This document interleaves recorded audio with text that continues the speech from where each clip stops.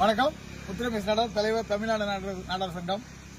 நேற்றைய தினம் நாம் தமிழர் கட்சியினுடைய தலைமை ஒருங்கிணைப்பாளர்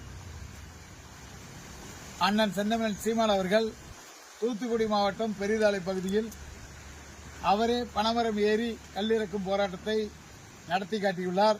அது உலகம் முழுவதும் ட்ரெண்டிங்கில் நேற்று முழுவதும் இருந்ததாக அனைவரும் கூறினார்கள். தமிழகத்தில் ஒட்டுமொத்த பேசும் பொருளாக கல் மாறி இருக்கிறது.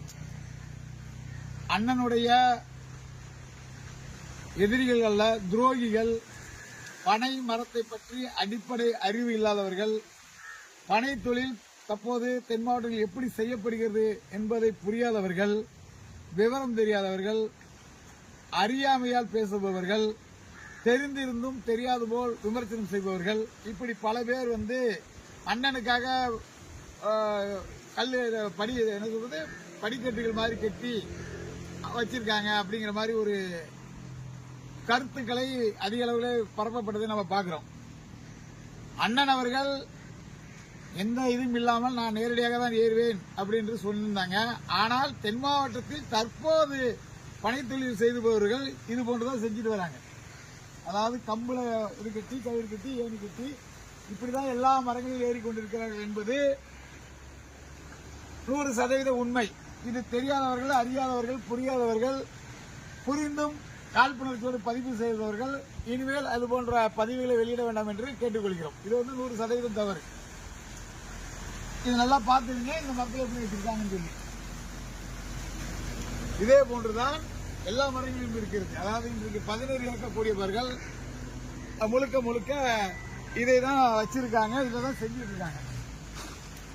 ஆனால் இந்த மாதிரி புதுசா உருவாக்கி இந்த மாதிரி ஏறிட்டாங்க அப்படிங்கிற மாதிரி கிடையாது.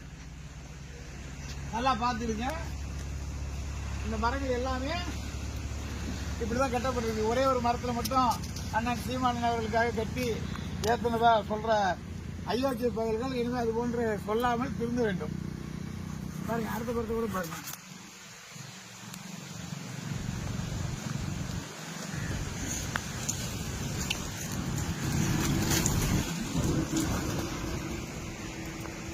பாத்துட்டீங்களா? இதுதான். இதை நீங்கள் புரிந்து கொள்ள வேண்டும் என்பதற்காக தான் இந்த காணொளி. தமிழர்களுடைய தேசிய பானமான கல் விற்பனை தடையை நீக்க வேண்டும் என்பது ஒட்டுமொத்த தமிழ் சமுதாயத்தோட கோரிக்கை. ஒரு குறிப்பிட்ட சமுதாயத்தினுடைய கோரிக்கை கிடையாது. கல் என்பது ஒரு குறிப்பிட்ட சாதிக்கோ மதத்துக்கோ சொந்தமான தொழில் அல்ல.